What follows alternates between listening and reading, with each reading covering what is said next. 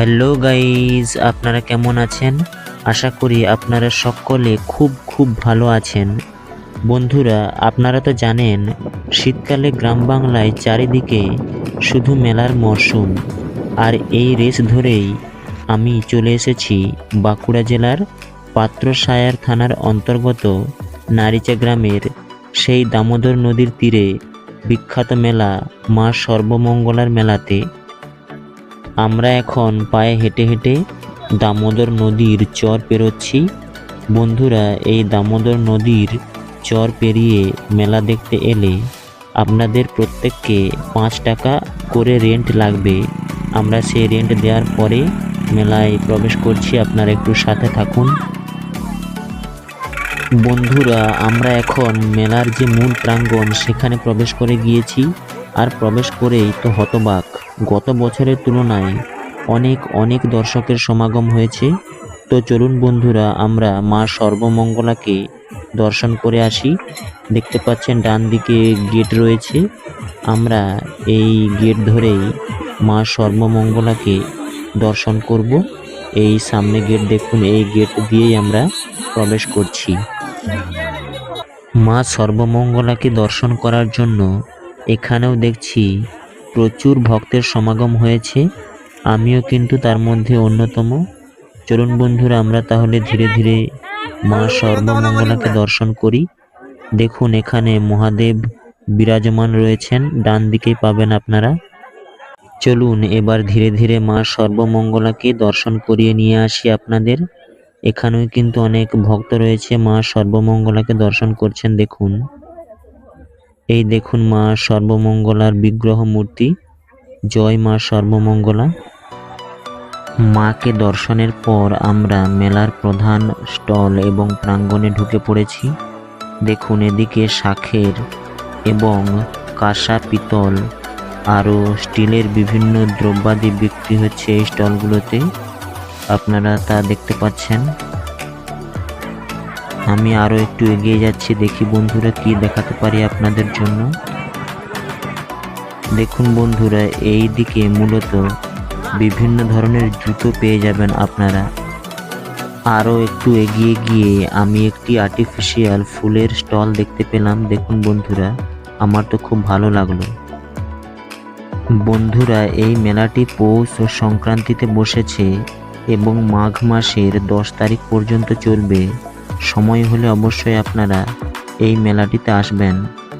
এদিকে মূলত বাচ্চাদের বিনোদনমূলক বিভিন্ন জিনিস রয়েছে, আমি দেখাচ্ছি। প্রচণ্ড ভিড়, কিন্তু ঠেলে ঠেলে যাচ্ছি বন্ধুরা, আপনারা একটু সাথে থাকুন। গাইজ, আমি এবার ঘুরতে ঘুরতে ফুচকা, টিকা এবং বিভিন্ন ধরনের মুখরোচক জিনিসের স্টলের দিকে চলে এসেছি। এই দিকটা মূলত এই ধরনের স্টলগুলি বসেছে।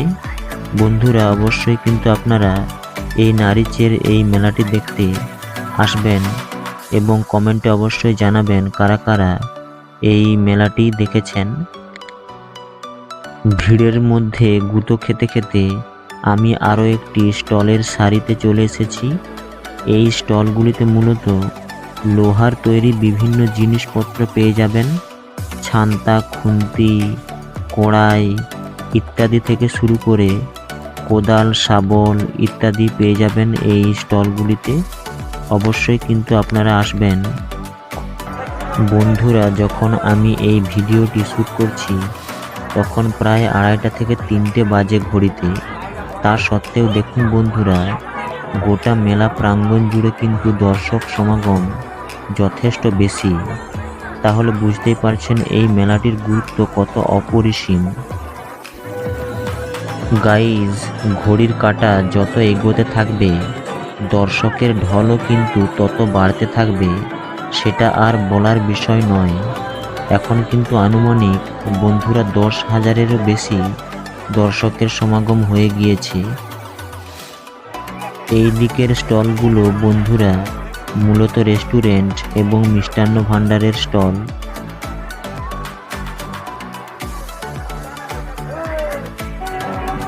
বন্ধুরা, আমি ঘুরতে ঘুরতে দেখতে পেলাম মাঠের পূর্ব দিকে কিন্তু সার্কাস প্রদর্শনী হচ্ছে। এই দিকটা মূলত বিভিন্ন অনুষ্ঠানের জন্য তৈরি করা হয়েছে। এদিকেও ছোটোখাটো বিভিন্ন স্টল রয়েছে। দেখুন বন্ধুরা, আমি আপনাদের দেখাচ্ছি। এবার আমরা বাড়ি ফেরার জন্য তোড়জোড় শুরু করলাম, কারণ অনেকটা পথ অতিক্রম করে আমাদের যেতে হবে। আর এরই ফাঁকে দেখুন বন্ধুরা, আপনাদের বৌদিমণি একটি ফুচকার স্টলে ঢুকে পড়েছে ফুচকা খাওয়ার জন্য।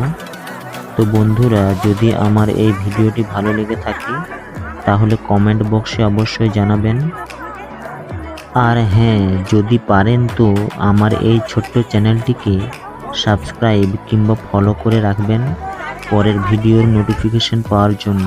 তাহলে বন্ধুরা, টাটা।